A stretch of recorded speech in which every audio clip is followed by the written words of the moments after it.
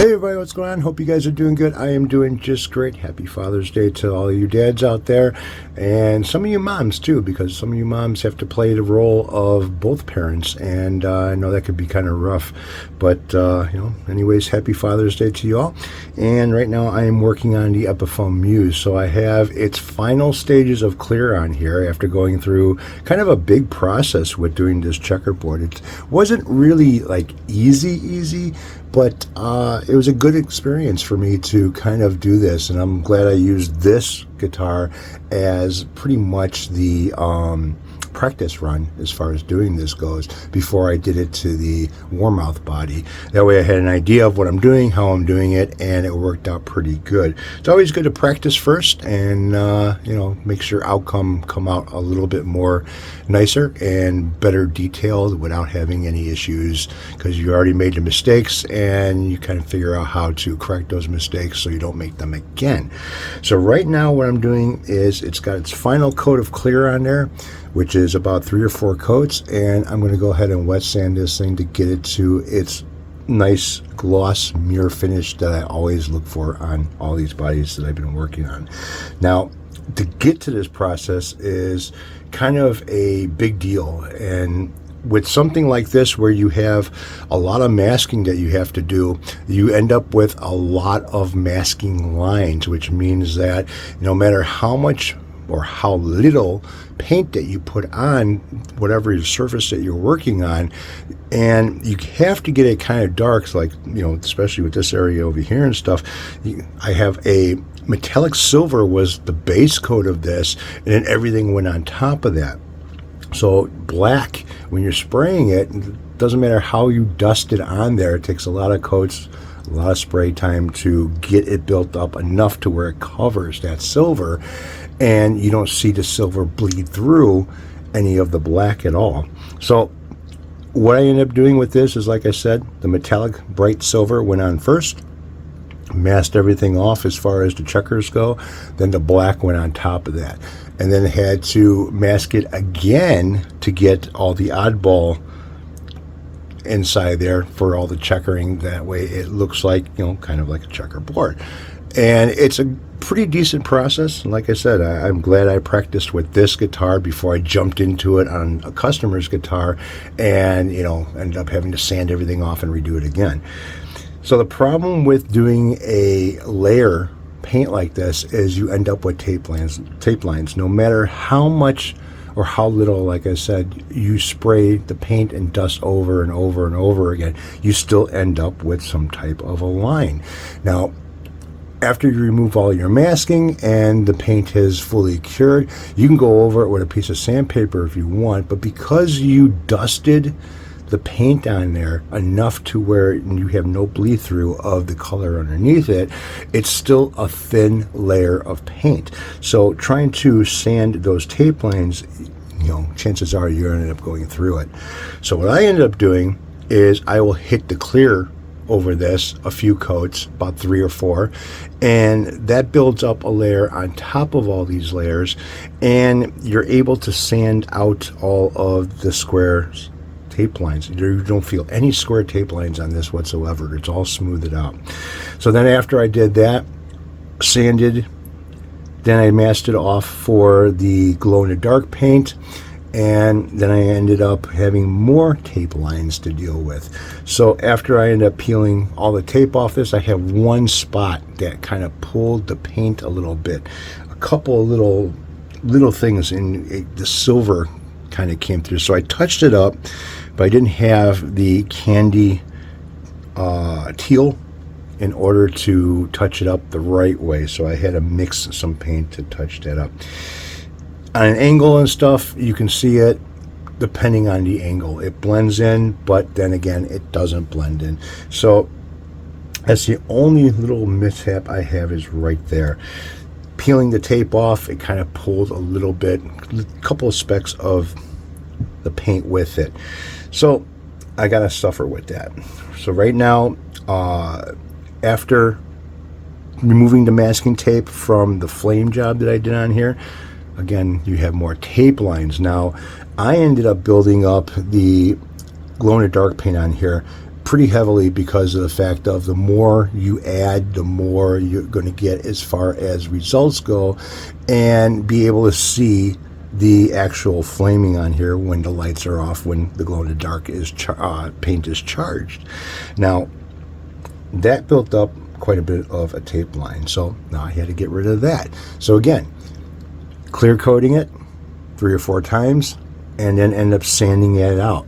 That got rid of all of the tape lines. There's still a little bit that I can still feel, not much, but now that I have the final coat of clear on here, I should be able to sand that completely out.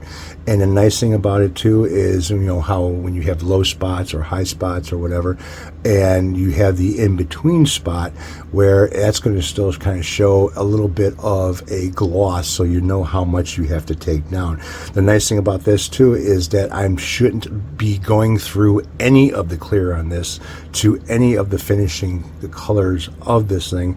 And yeah, there's enough clear on here. I shouldn't have to worry about it.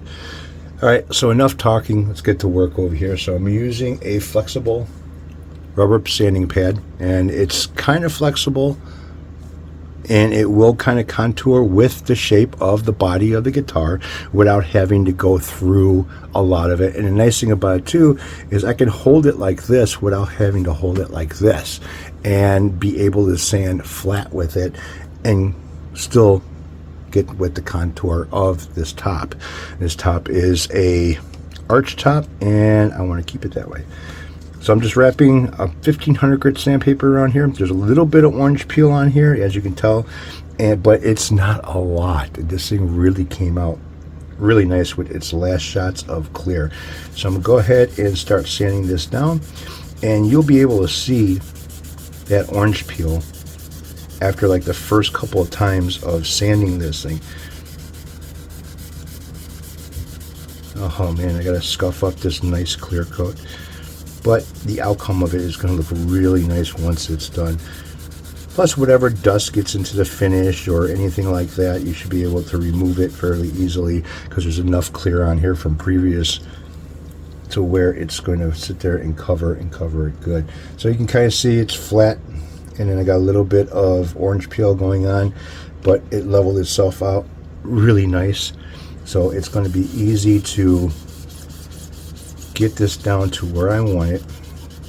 Now, the one thing that I didn't do that I really wanted to do with this was to coat the binding on the neck, so it wasn't going to be white, with the teal candy. And the problem with it that when I had with it was that if I coated the neck, the frets would have been plucked out, and I'd have to mask up the fretboard really good in order to get this painted the way I want it to be painted. So I ended up scraping the binding a little bit to get rid of that teal color and masking up the fretboard. So there is clear coat on the side of the binding, but there's no teal color there anymore. So that's the only thing that I kind of wanted but couldn't achieve because of the frets being installed on the fretboard. So next time I do something like this, either I get the binding, the color that I'm looking for, or no frets on the fretboard, and I'll be able to do the binding the same way I did on the body of the guitar. So I do have some ideas of what I'm going to be doing next for another custom paint job that I'm going to be doing. So right now you can either watch me do this or fast forward it. It's up to you.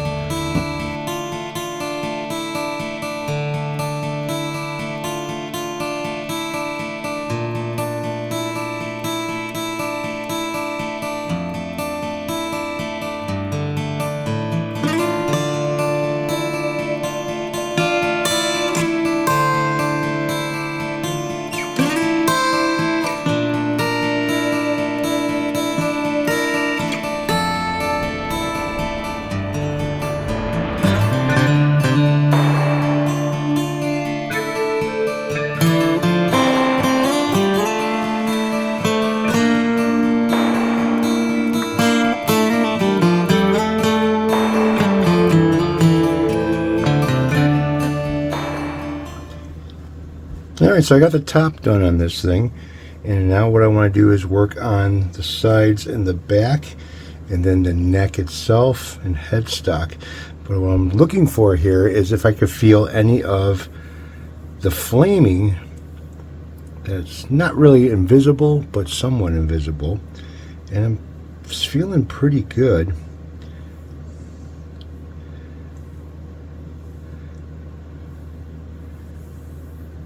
I can feel the contour of the body, but not so much everything else that's on here.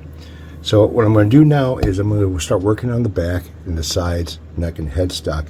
Then I'll come back and go with the 2500 grit sandpaper or 2000 grit sandpaper, whichever one I choose. And then it'll be time to buff. So I'll be back. So I've completed all the wet sanding. Everything's been leveled out and ready for buffing now. So what I've got here is a little bit of rubbing compound on the back of this body, and since this is kind of a very dark color, it's going to show me if I have to do any more additional sanding or if everything's good after buffing. So I'm going to get started with it right now.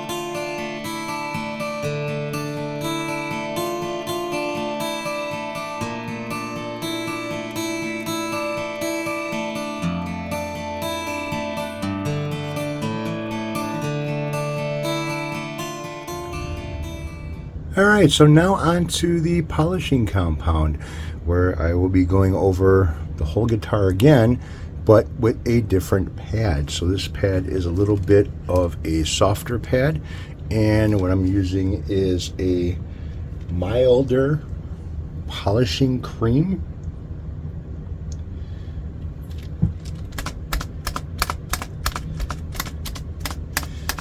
And the whole body will get this as well, then followed by a sealer.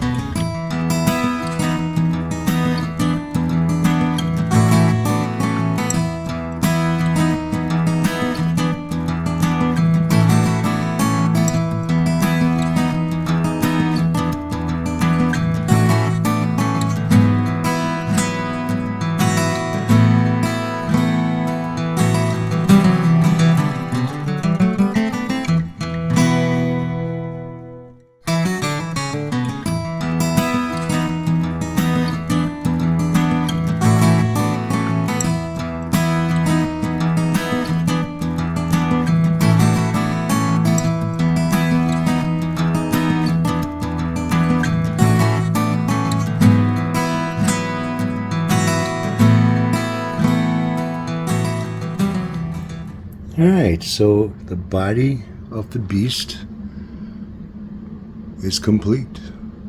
You kind of see that flake in there. I get the glare out of this thing from the light. I can see the Epiphone.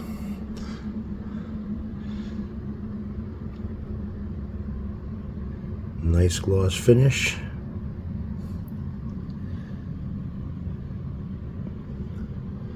Now to clean out all of the residue from the rubbing compounds.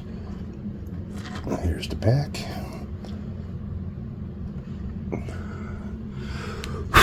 Some dust on there.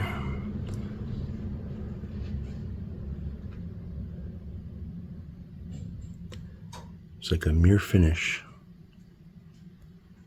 Get rid of the light, you can see it. Now it looks like it's black. Yep.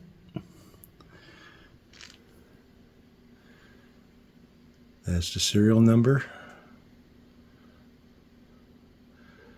I got a lot of rubbing compounds to clean out of this thing.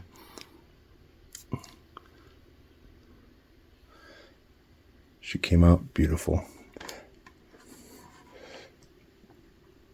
Unmasked the fretboard. Left it masking on the fretboard to keep the rubbing compounds from getting on it. But yeah.